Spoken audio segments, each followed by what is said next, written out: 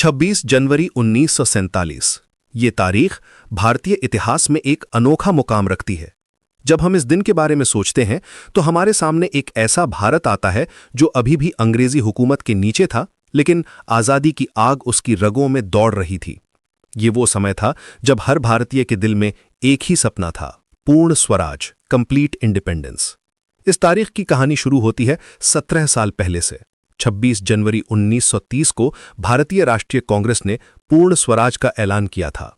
यह सिर्फ एक घोषणा नहीं थी, बल्कि एक संकल्प था, एक ऐसा संकल्प जिसने अंग्रेजों को साफ संदेश दे दिया था कि अब भारत डोमिनियन स्टेटस से संतुष्ट नहीं है, हमें चाहिए पूरी आज़ादी, कंप्लीट इंडिपेंडेंस।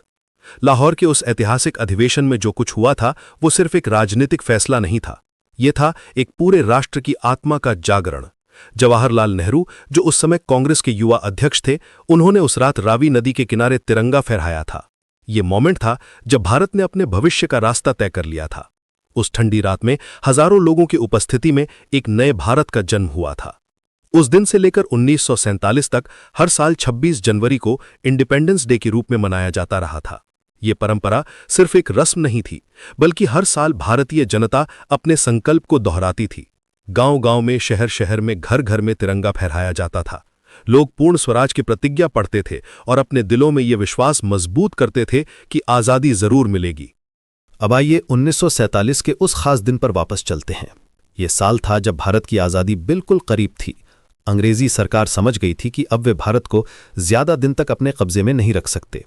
द्वितीय विश्व युद्ध के बाद ब्रिटेन की स्थिति कमजोर हो गई थी और भारतीय स्वतंत्रता संग्राम अपने चरम पर था।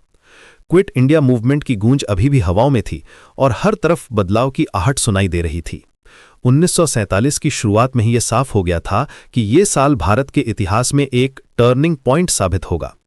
ब्रिटिश प्रधानमंत्री क्लेमेंट एटली ने साफ कर दिया था कि अंग्रेज भारत छोड़ने को तैयार हैं, लेकिन सवाल यह था कि यह ट्रांसफर ऑफ पावर कैसी होगा और कब होगा। 26 जनवरी 1947 को जब भारतीयों ने इंडिपेंडेंस डे मनाया तो यह सिर्फ एक रस्म नहीं थी, यह था एक प्रतिज्ञा का नवीनीकरण। गांधी जी, नेहरू जी, सरदार पटेल और हजारों फ्रीडम फाइटर्स के दिलों में यह विश्वास था कि अब आज़ादी दूर नहीं। सॉल्ट सत्याग्रह, क्विट इंडिया मूवमेंट और अनगिनत बलिदानों के बाद यह दिन एक नई उम्मीद लेकर आया था। इस दिन का महत्व यह भी था कि यह दिखाता था कि भारतीय जनता अपने संकल्प पर कितनी मजबूती से खड़ी है। 17 साल पहले जो प्रतिज्ञा ली गई थी वो अभी भी उतनी ही मजबूत थी। हर गांव, हर शहर में लोग इस दिन को याद कर रहे थे।